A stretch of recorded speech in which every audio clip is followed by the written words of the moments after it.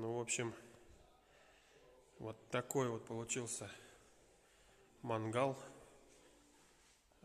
Камин-мангал называется. Будет у нас на WorldSkills с 15 по 19. Это мой студент, мой участник, готовился. Первый раз он едет. Вот такой вот мангал. Вот.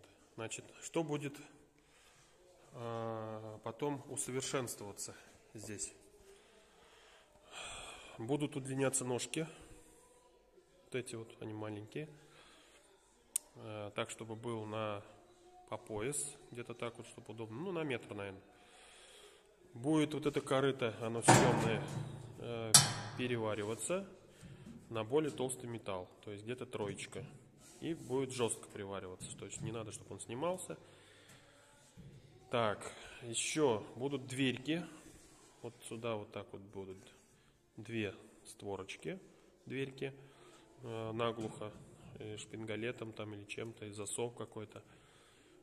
Так, чтобы жар оставался там внутри. Ну вот там вот еще раз провариваться будет все это, щели. Потом следующее, флюгарка, она снимается. И сюда будет удлиняться тоже стенки. То есть дымоход будет где-то тоже где-то метр.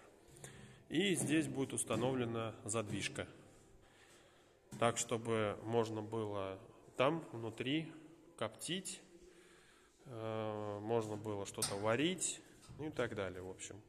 Ну и вообще лучше, конечно, вот здесь изнутри можно керамогранит, можно еще что-то уложить, чтобы температура была. То есть это вот будет у нас полноценный функциональный мангал-камин. Ну и можно его в сад куда-нибудь уже потом можно покрасить порошковой краской огнеупорной там или какой-то можно выбрать и установить его куда-то, даже можно сказать, помещение. Ну не знаю, посмотрим. То есть будет функциональный. Пока это, конечно, не функциональное. Это чисто просто как макет.